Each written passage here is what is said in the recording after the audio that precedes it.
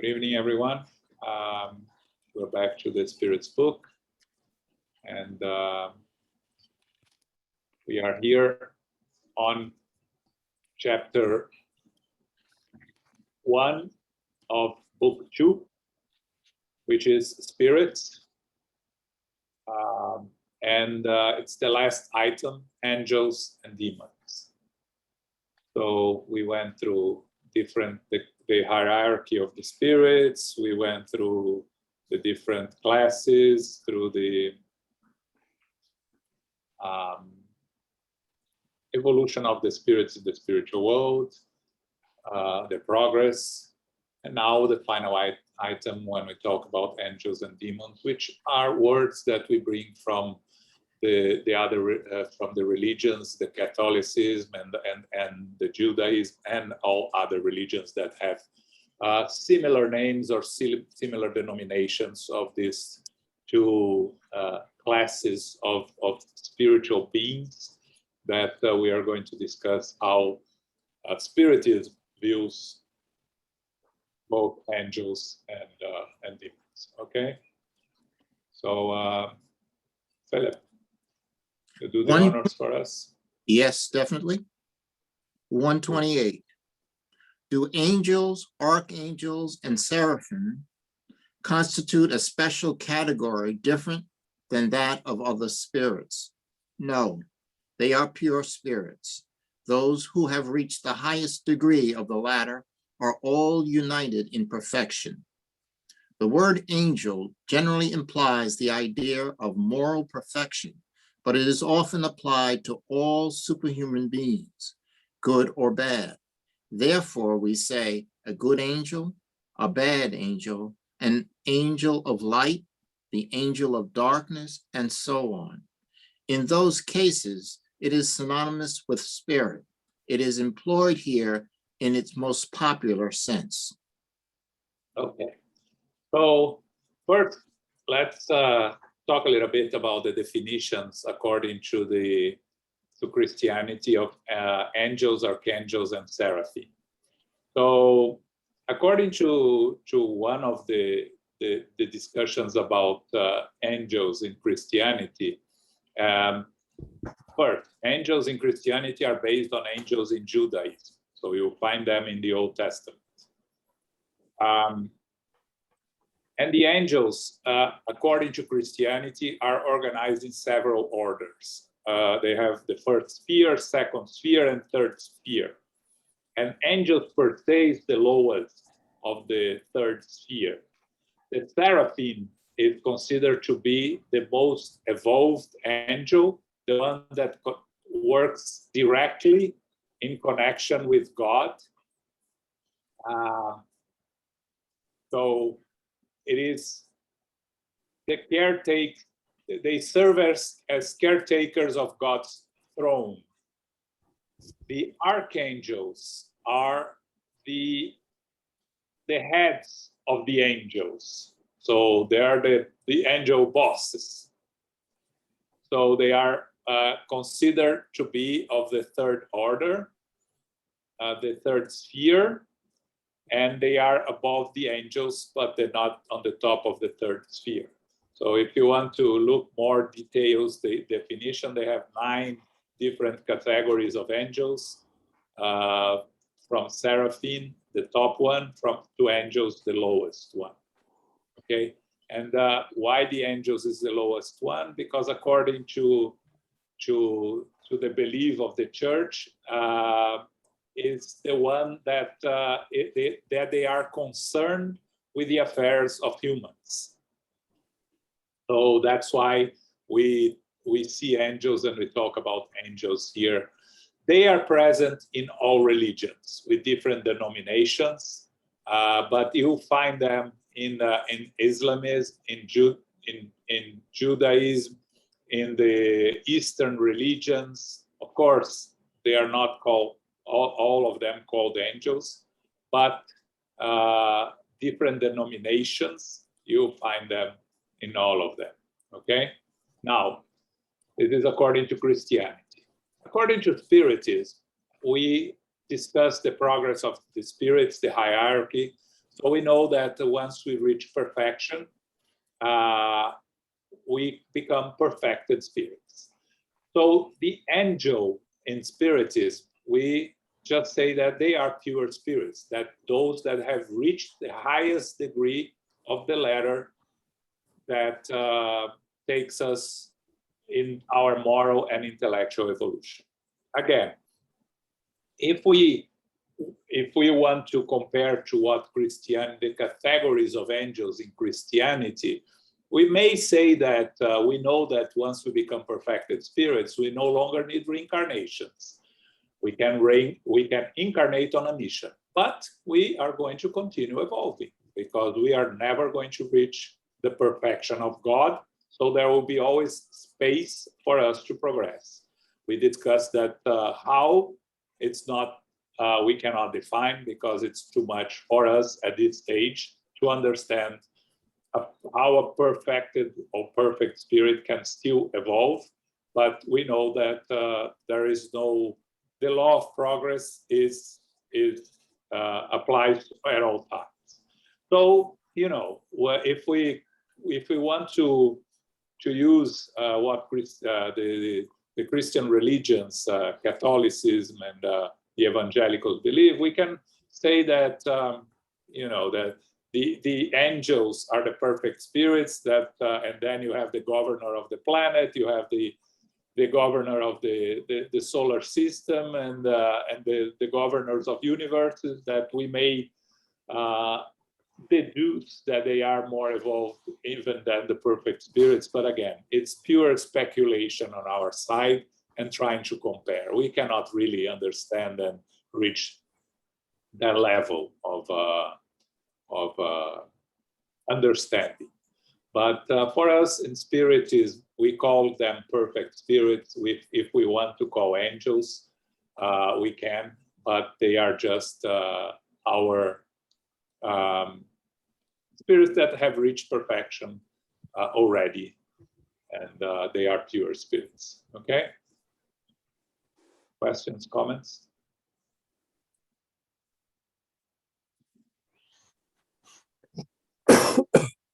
Okay, go ahead, Philip. 129. Have the angels passed through every degree of progress? Yes, but with the difference that we have already mentioned. Some of them, accepting their mission with resignation, have reached their goal more quickly, while others have taken longer in reaching the same goal. Okay, so one thing that is very important in Spiritism, there are no differences amongst the beings that have been created, and we are going to see that in the next question. So the angels or the pure spirits, they started like we all did, simple and ignorant, simple and unaware, and have reached perfection. What the spirits say here, that some of them have reached their goal more quickly, with others take longer, but they all reach perfection, going through all the stages needed in the moral and intellectual evolution.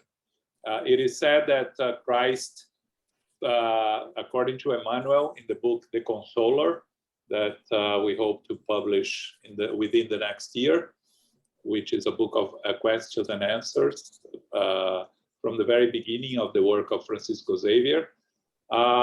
According on question 100, and I don't remember which one, 140, something like that, it says that Emmanuel says that Christ evolved in a straight line toward God, Jesus Christ. So that's why he became a perfect spirit way before Earth was created.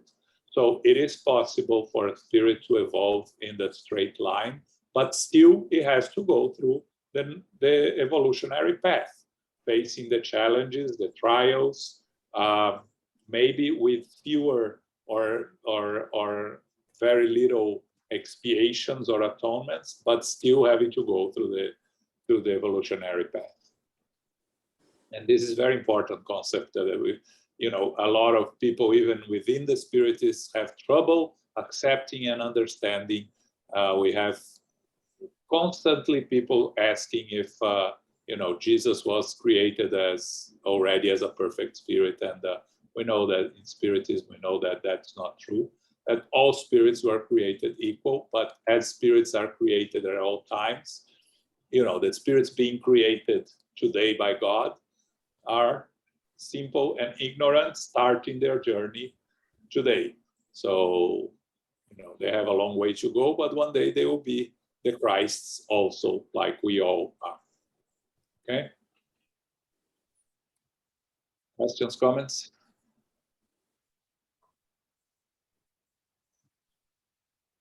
Okay. 130.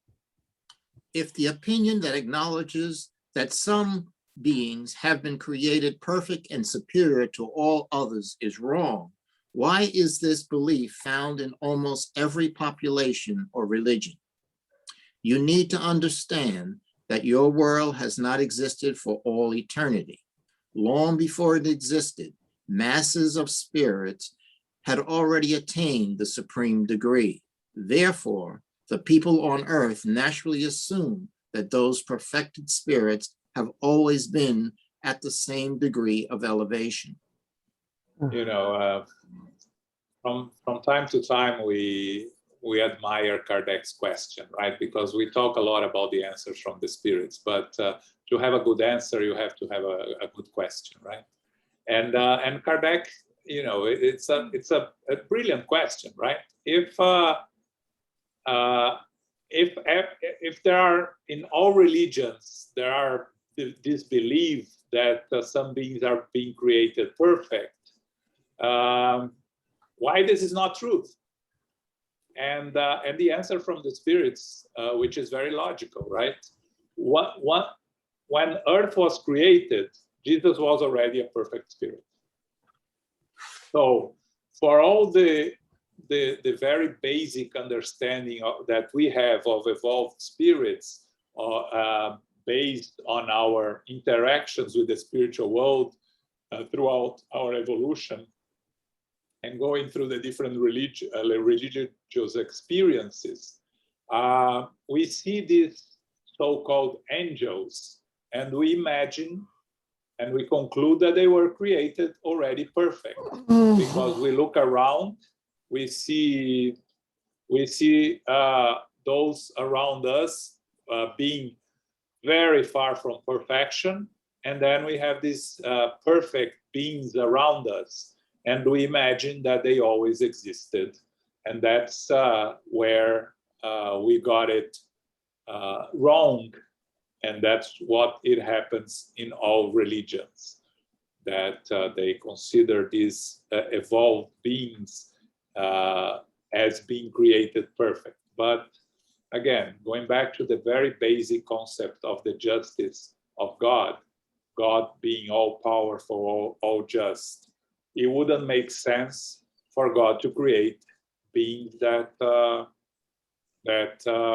already perfect and beings that have to go through all the evolution. That would not be a perfection, and if it wouldn't be perfect, it wouldn't be God. So that's a logic conclusion that we have to understand that Spiritism brings to us. Okay, and we are going to the other end now, but so I hope everyone is comfortable with the idea of angels. And again, we have a limited ability to understand the perfection of this perfect spirit. Just before we move to demons, the notion of a guardian angel, which exists in all other religions also, and that in Spiritism, we borrow the term guardian angel, but we would rather use protecting spirit. Each one of us has a protecting spirit that we call guardian angel, borrowing from others. It's not a perfect spirit, okay? We don't need a perfect spirit to take care of us. We just need a spirit that is more evolved than us to help us move forward. So when we talk about guardian angels, let's remember that they are not angels in the sense that we discussed here, the perfected spirits. Okay. Number, Questions? no, sorry. No comments, questions? Anyone? Okay, so now it becomes more interesting, right? When we talk about demons. 131.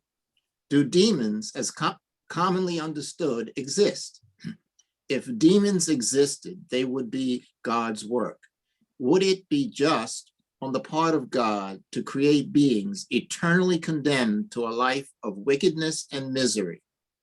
If demons exist, it is in your low world and any others of a similar degree. People who represent a just God as being cruel and vindictive, and who believe they will receive God's approval through the misdeeds they commit, are hypocrites. The word demon only implies the idea of bad spirits in its modern acceptance. Its Greek root, daemon, signifies genius or intelligence, and is applied broadly to all immaterial beings, whether good or bad. Demons or devils, according to the popular meaning attributed to these words, are allegedly a class of beings that are fundamentally bad. If they exist, they would be God's creation, just like everything else. However, a supremely just and good God would not have created beings predestined to evil by their very nature and condemned to a life of eternal misery. If they are not a creation of God, they must either have existed for all eternity like God, or there must be several supreme beings. The first requirement of any theory is to be logical. The idea that postulates the existence of demons, as commonly known, lacks this essential condition. It is natural that underdeveloped people who know nothing of God's attributes and profess the existence of malicious deities should all acknowledge the existence of demons. For people who acknowledge God's goodness as an attribute par excellence, it would be illogical to presume that God could have created beings destined to do bad deeds forever. This belief would conflict with God's goodness. Those who believe in devils appeal to the words of Christ to support their theory. Far be it from us to challenge the authority of his teachings, which we would be delighted to see practiced in the hearts of humans rather than solely preach from their lips. Are those advocates sure of the meaning attributed by Jesus to the word devil? It is common knowledge that his teachings and the Gospels contain many allegorical narratives that should not be taken literally. To prove that such is the case, we only need to cite the following passage. Immediately after the tribulation of those days, the sun will be darkened, and the moon will not give its light. The stars will fall from the sky, and the powers of the heavens will be shaken. Amen. I say to you, this generation will not pass until all these things have taken place. Does science not contradict the Bible, particularly in reference to the creation and the movement of the earth?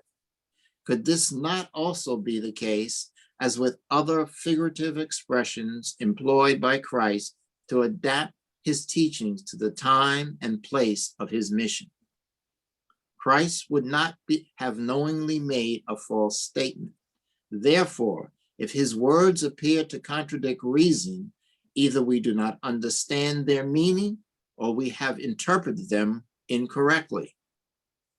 Just as people have imagined angels as having created eternally perfect, they have also imagined that demons are lower spirits that are eternally bad. The word demon should be understood as indicating impure spirits who often are no better than the imaginary beings implied by those names. but with the difference that their impurity is temporary. They are imperfect spirits who defy the discipline of their trial and who must experience that trial for a longer period of time. Nevertheless, they will ultimately reach the goal when they have decided to do so by their own free will. Demon could be used in this sense, but as it commonly conveys the meaning that has now proven to be false, its use could lead to error by appearing to acknowledge the existence of beings specifically created for wrongdoing. Satan is a personification of evil in a metaphorical form because it is impossible to admit the existence of a malicious being fighting God and whose sole aim is to thwart God's designs. As images and figures are needed to make strong impact on the human imagination, people have adopted material forms for immaterial beings with attributes that suggest good or bad qualities. In the past, human beings have personified time as an old man holding a scythe and an hourglass. The image of a young man would have contradicted common sense. The same may be said of the allegories of fortune, truth, and so on. Modern individuals have depicted angels or pure spirits as radiant beings with white wings, a symbol of purity. In contrast, Satan has horns, claws, and the attributes of bestiality, symbols of the lowest passions.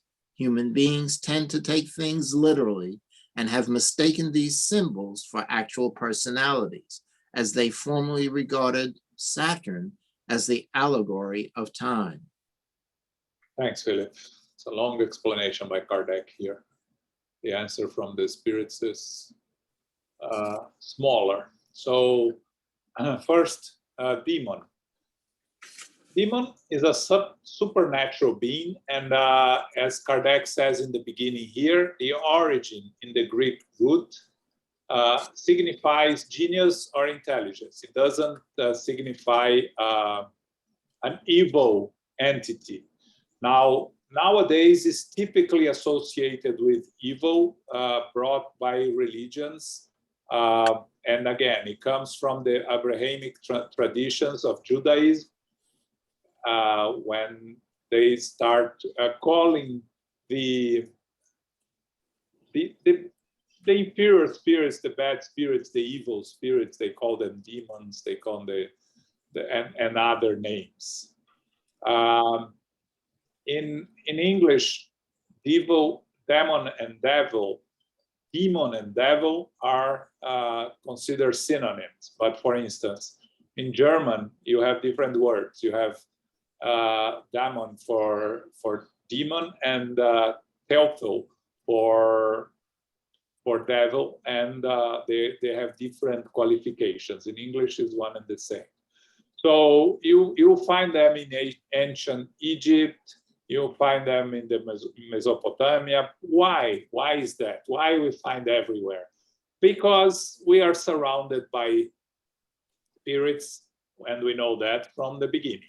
And evil spirits that try to influence us and try to cause us to make wrong choices have been around us forever, and we associate with them through our vibrations, through mediumship. We are able to see them, and in our dreams, we also can see those evil spirits. And because they can assume different forms to impress us, to scare us, and we bring these images in our subconscious or our conscious, that's how we represent and have this understanding and notion of these demonic spirits that are dedicated to evil and dedicated to cause harm to us. Now, according to Spiritism, these are just less evolved spirits, spirits that are still struggling with a sense of justice, with their sense of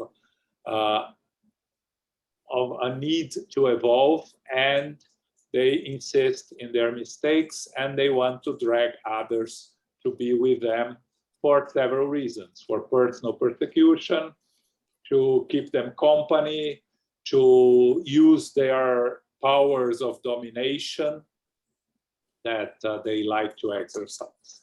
Now,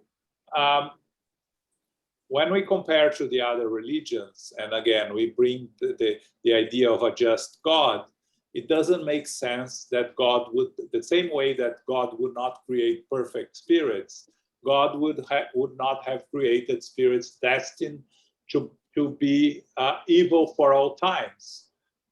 So, because that would be against the natural law. Because the natural law, we are all created simple and ignorant, and we evolve.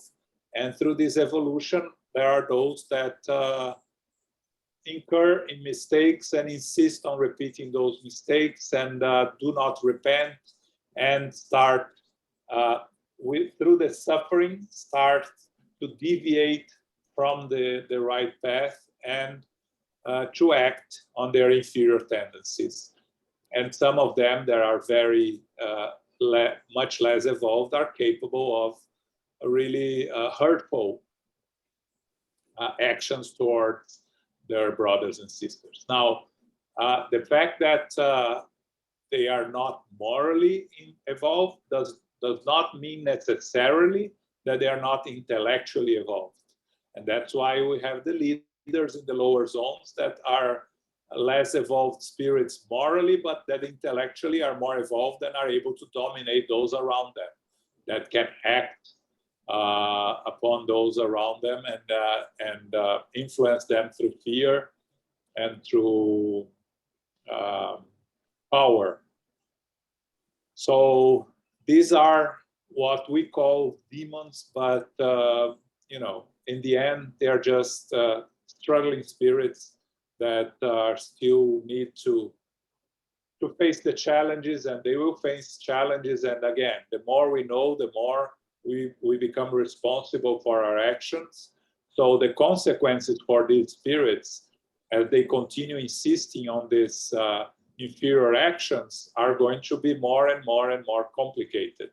So we'll cause them to have more and more difficult reincarnations, more challenging reincarnations, with sometimes with the incapacity of expressing themselves, sometimes with the incapacity of moving themselves freely, and other things. So again, we're not going to say that everyone that is mentally or physically challenged is a spirit that is an inferior spirit, because we have many examples of those that are not, that are here to serve as an example and are here on a mission.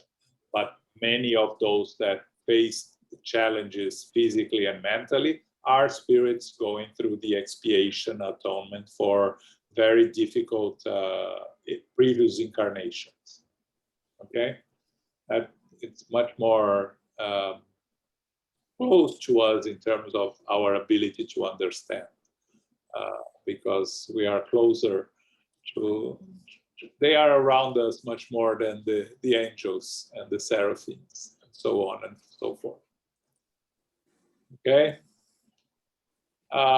this is the last item of this chapter 1 of book 2. So if you have any questions, comments on angels and demons, now's the time. Carol? Yes, thank you, John. Yeah, mine are the root daimon, D-A-I-M-O-N. I think I have seen it in relation to computers, like when you send something and it goes into cyberspace 10 times or something, it comes back and they flag it as a diamond. That's what I remember, but I have to look that up. It's interesting, it's very interesting. Mine comes back as Damien. Oh, really? Okay, maybe my mistake then. Okay, great. Thank you. Yeah, the word originally referred to a lesser deity or guiding spirit, such as the demons of ancient Greek religion and mythology, and later the religion there in Greece. The word is derived from the Proto-Indo-European daemon, provider, de, to divide, and from the root de, to divide, okay? So provider, divider of fortunes, of destinies. This is the origin. So, but then it becomes a synonym with devil, because they were lesser spirits, and eventually they become evil spirits. Okay.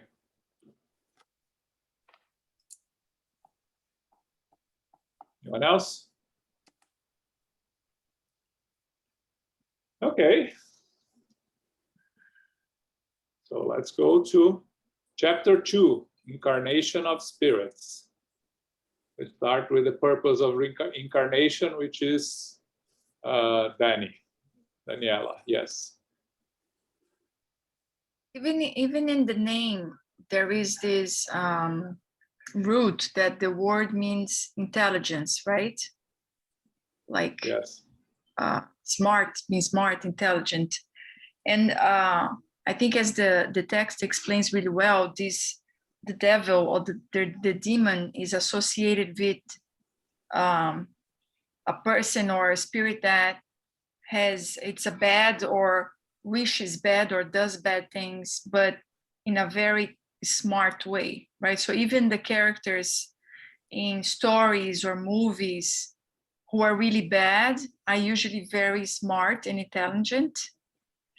So I wonder why the good side, like when he talks about angels or the more perfected spirits, it's not showing that way. Like, we are not smart. We can be outsmarted by the bad guys that easily. Like, I know maybe this information is not necessary, but even the root of the word and historically, demon or devil is associated with like very smart guys who know what they're doing. Yeah. When we talk about angels or perfect spirits, are spirits that reach the top on both the intellectual and moral side, right? I think when we talk about the intellectual abilities of the evil spirits, it's something that stands out. That's why we use this. We see it standing out, so to say. And on the perfect spirits, what calls our attention is the moral evolution, right? Much more than the intellectual abilities. We know that they are much more intelligent than the less evolved spirits, even those smart, evil spirits. But what calls our attention is really the moral aspect. That's why we normally, when we talk about perfected spirits, we're most talking about the side of the moral aspect. Maybe that's it. I don't know. I'm just wondering here. But we know that when you reach perfection as a perfect spirit, your intelligence also reached a top level. So it has to be above those evil spirits, right? Yes. So there would be like maybe this particular kind of spirits that we even created so many symbols that historically in all religions there is, it rings a bell for everybody. It's like maybe these kind of spirits, when evolving, worked on just one side so well, but maybe they can even have the intelligence evolved as much as a more perfected spirit, but the moral side is lacking so much. Yeah, well, the intellectual side can evolve until a certain point. What the Spirit tells us that after a certain point, you have to evolve morally, otherwise you cannot continue evolving intellectually. But I think in terms of representation, for us, it's much easier to represent the demons, the devil, the evil spirits, because there is we can imagine endless varieties of them, right? And we can form different forms, different pictures. And for angels, where can you go with perfection, right? We don't understand that. We haven't been there. None of us has seen a perfect spirit. Maybe those that have been in the presence of Jesus, but because we are not evolved enough to need to be close to a perfect spirit. We don't just need spirits more evolved than us. We have no idea how to represent an angel besides the halo and the wings. You don't see variations of angels, right? Because we don't really have the imagination of creating something that we haven't seen and we haven't experienced. So it's just a person with a light without a person, and what else? And the other side, we have a vivid imagination, and that's why the industry profits so much from horror movies, terror movies, and all these representations of evil entities, right?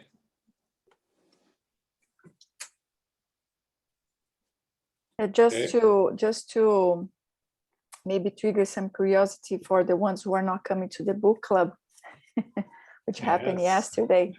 In the chapter 12, the two main characters go to a religious service in a temple, and the pastor there is described like with shining, like sort of like illuminated, like there was a lot of light coming through from the spirit's chest and surrounding, but they mentioned the orange bright halo. So when describing that pastor or that spirit that came to give the service and gave the sermon, it's very specific, like the description of the bright orange halo around his head, and not the light like as we would see as wings, but coming out of the chest, like a light that had the form of a star from his chest. So it's interesting. It was the first time I saw a description that clear about the halo, because on my work, I work at a cathedral, and I give tours about history, about the stained glass windows, and we talk a lot about halos that are used to represent saints. So it's not only a human attribute, like we say, like we talk about iconography, like what symbolizes what, right? So books might symbolize knowledge, or the person is a writer. And the halo is, if you see a person with a halo, you can conclude that that person is a saint. In the Christian, maybe Catholic Church, Episcopal Church, or Christian tradition. Yeah. It's exactly that. It's for those that, you can imagine that when you have a ceremony like that, a religious ceremony in the spiritual world, you have incarnated spirits during their sleep that go there. And the impression that they bring is this being of light that they have seen, surrounded by light, especially on the head. So the representation becomes a halo, and the wings behind is how they see the light, right? And maybe they see the spirits floating above the ground a little bit, because when you see many descriptions of spirits coming from the high and floating in a sense. So the wings may be a combination of the light and the floating may generate the wings, the idea of the wings. But again, that's my 2 cents. I haven't read anything about it. but that's how I understand why we come to represent angels with halos and with wings. Yeah, it makes sense a little bit because from the character's perspective, that person came throughout a hidden door, like they couldn't see where he came from. So like suddenly that person was there. So where's the door, where he came from? So maybe this idea of a little bit flying or floating makes sense. Yeah. Anyone else? Okay, thanks, Danny. Incarnation of Spirits.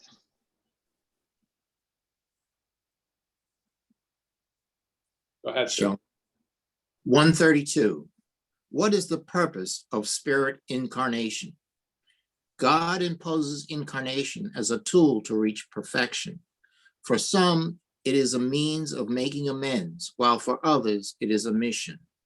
Every spirit must experience the difficulties of physical existence to reach perfection. Therein lies their atonement. Incarnation also requires a spirit to contribute to the work of creation.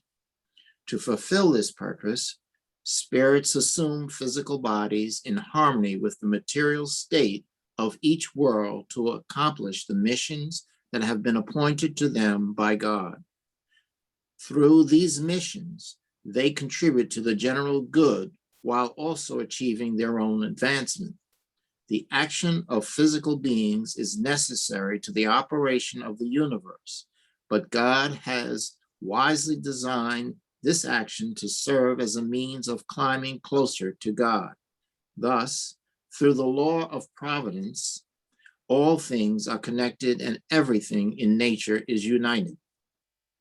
Okay, so that's one of the most asked questions from those that start studying Spiritism, and even those that have been studying for some time. Why do we need to incarnate? That's a question that is always asked. The answer from the spirits here, and again, God doesn't impose anything. God created the natural laws. This is a language from 150 years ago.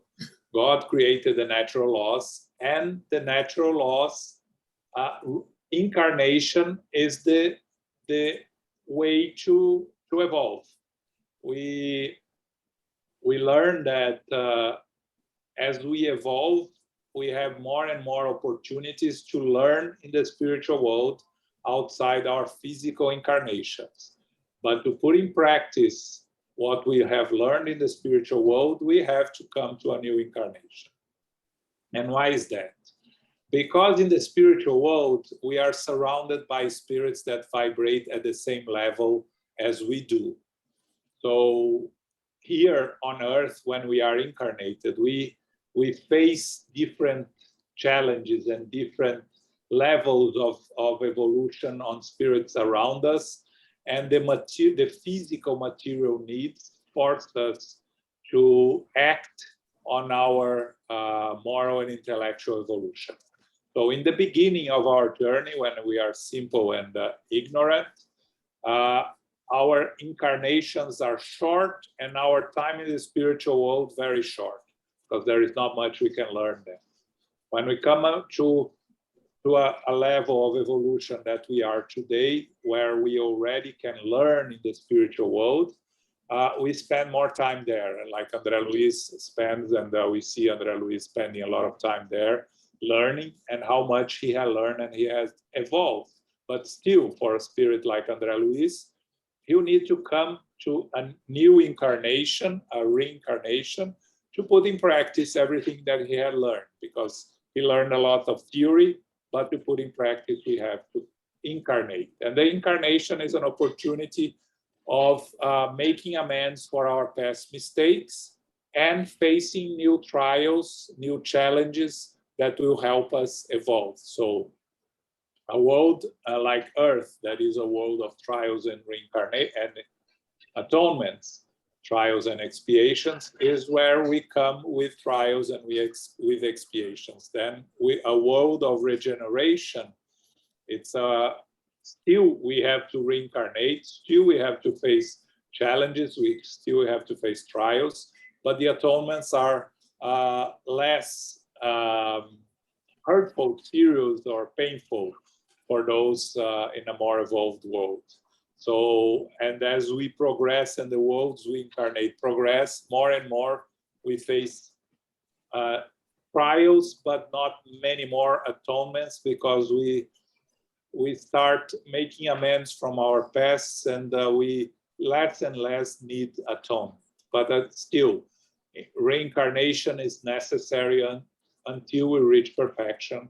When we reach perfection, we no longer need to reincarnate. Okay, so again, it's a question that is always asked. It's a basic question of spiritism, and it's important for us to understand and to be able to explain to those that ask us when we discuss about spiritism with others, why do we need to reincarnate? Again, because it's only through the reincarnation is that we put in practice everything that we learn both here and in the spiritual world. In the spiritual world, we learn, we can act also. We see André Luiz working all the time, right? But the challenges of a physical existence do not exist in the spiritual world. And that's why we need to reincarnate, okay? Questions, comments here?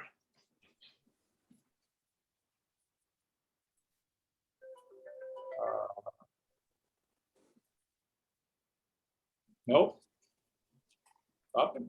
Everyone is comfortable with the idea of reincarnation, the need of reincarnation, and the theory? Okay, good.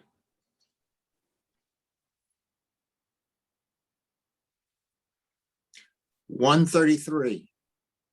Is incarnation necessary for spirits who have followed the right path from the outset?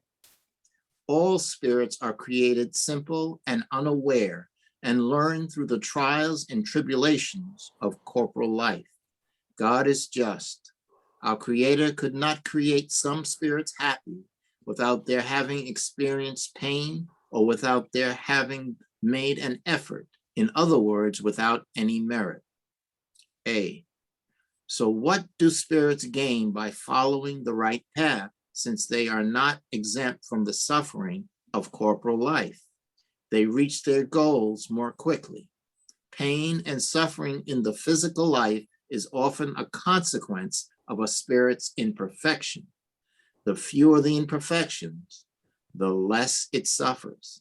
If a spirit is neither envious, jealous, greedy, nor ambitious, it is not forced to experience the torture that is a consequence of those flaws. Okay. So, the question from Kardec, if we all spirits have to incarnate, what about the spirits that follow the right path from the beginning, that follow a direct line, as Emmanuel told us that Christ has followed since its creation? And what the spirits tell us is that, even Jesus, when he incarnated here to give us the teachings and the lessons, he suffered, he went through physical pain, right? He was crucified, he was beaten, he was persecuted. So that's comes with the territory of an incarnation in the physical world. Now, the answer to the second question, which Renato reminded me of you. I don't know why. Since what do we have to gain if we follow the right path, since we're going to reach perfection anyway, right? And the answer from the spirits is we achieve it more quickly, because pain and suffering is often a consequence of the spirit's imperfection. There is this phrase that I find it interesting, that I like, that pain is mandatory, suffering is optional, right? That because suffering is a consequence of our imperfections, And the last, we are imperfect. So if we don't have, we are not jealous, we're not greedy, we're not envious, we are going to suffer much less, because these are the imperfections that makes us suffer. And the moral suffer, the mental suffer, is many times much worse than the physical suffering. The physical pain is not, I'm not saying it's easy and it's not pleasant, it's not, but we learn to deal with the physical pain if our mind is in peace. And we see the example of Francisco Xavier, right? He had all sorts of different physical challenges. He was blind, half blind, he had heart disease, he had difficulties in other physical aspects, but he always said, my physical body is sick, my spirit is not. So because he always lived in peace with his conscience, without these imperfections that makes us suffer mentally. So what does a spirit gain from following the right path? You can see an example like Francisco Xavier in an incarnation, how much, already an evolved spirit that left this incarnation as a much more evolved spirit and much more closer to the higher spirits, right? So again, it's our free will combined with our choices that we have, that our disposition to fight our imperfections. Pride, to find pride, to fight all these other jealousy, greedy, all other imperfections that makes us suffer. So the idea here is that we go through our incarnations trying to face the trials that help us move forward and minimizing the atonements that we have to go through because of our past. The difference again between trials and atonements. Atonements are consequences of our mistakes in this life or in previous lives, and trials are challenges that are placed in front of us for us to learn from them and evolve, that they are not a consequence of our past. Okay. Comments, questions here?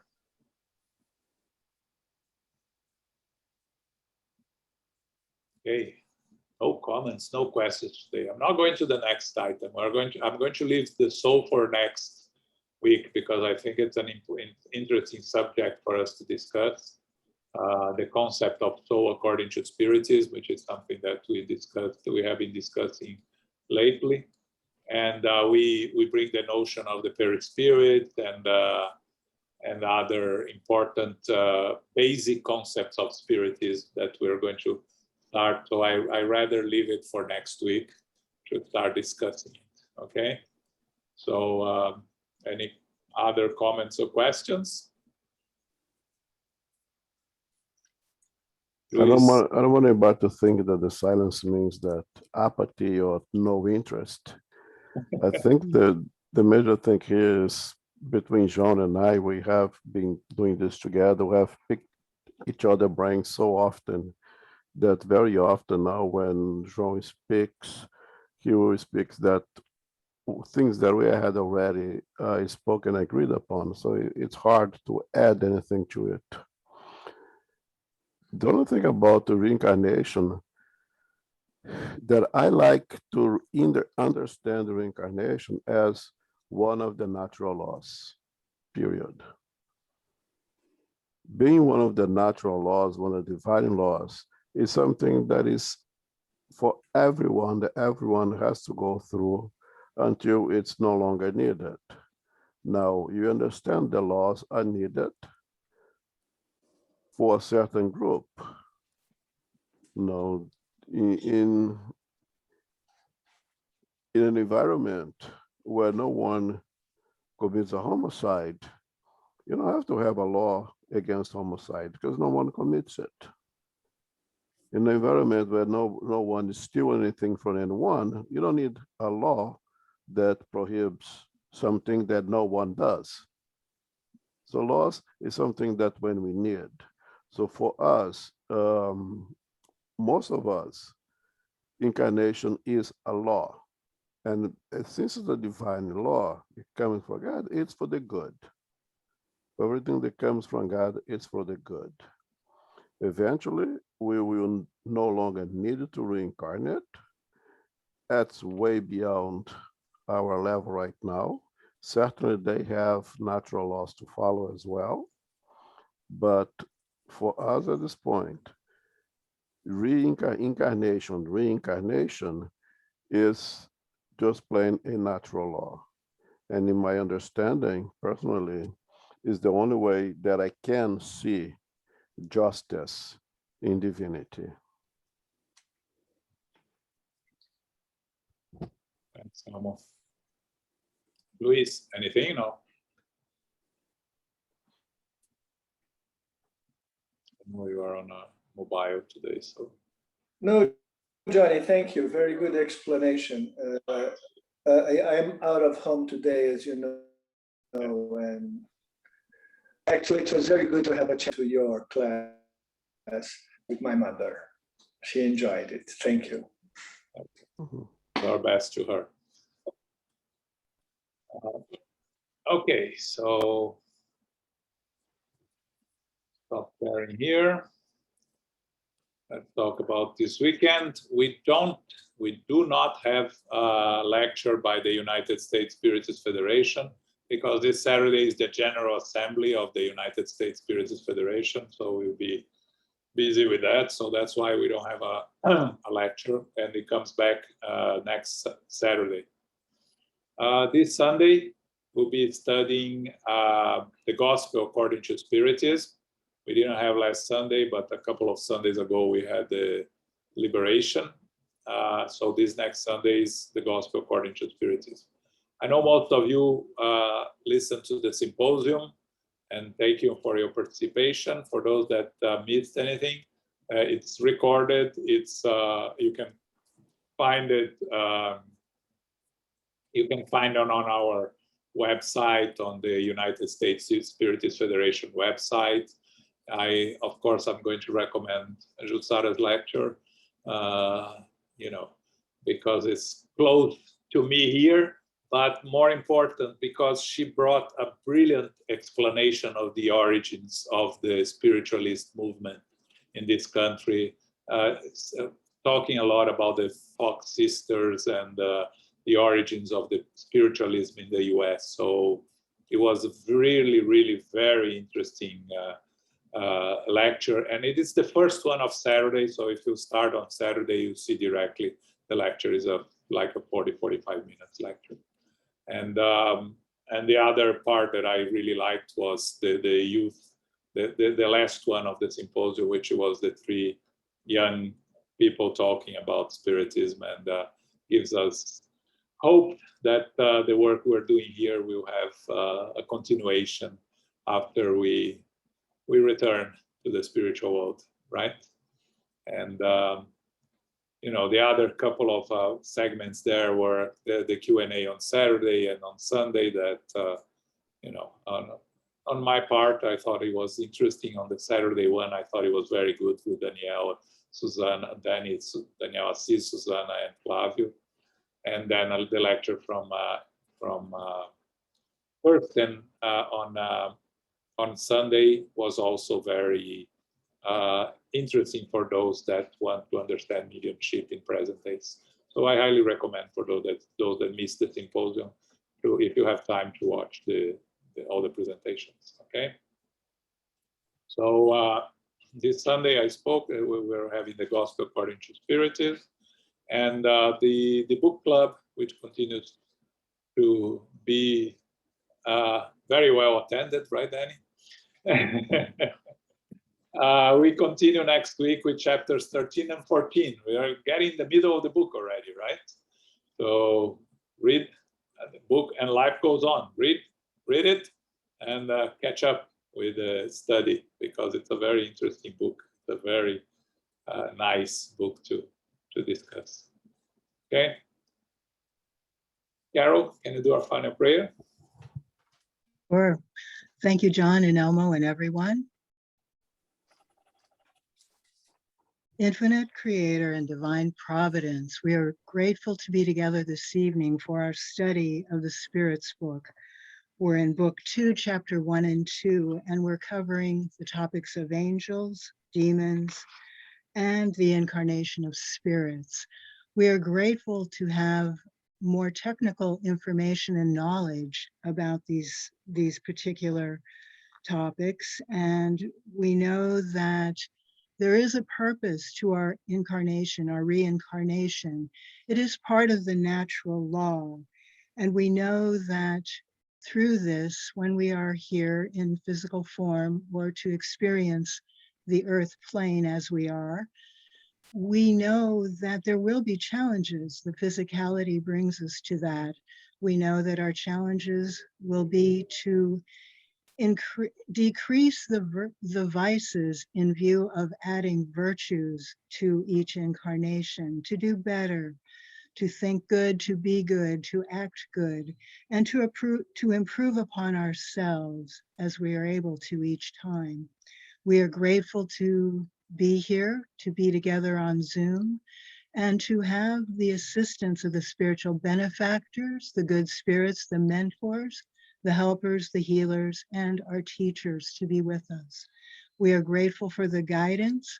We are grateful for the inspiration and the continuity which our studies bring to us each week. These are many blessings, and we are grateful that we can attend to them as we are able to do so. As we go forth during the week, may we continue with our prayers, with our studies, with our mindfulness. And may we be of greater service. May we be able to give more kindness to others, more attentiveness, and to do the goodness along this pathway through each incarnation. May we humbly ask for the love and light of peace and of Christ to be with us, to have this inspiration going forward each and every day. We are never alone. There is always a way to improve. We may ask as we do our part as well. And as we close, we humbly ask for safety, protection, and guidance for each one of us, our family members, our community members, and those throughout the world who are embarking on a spiritist path. We are truly grateful for all the blessings, and may we continue to do so each week. We close now and remind ourselves to be beacons of light. Go forth now in peace, so be it.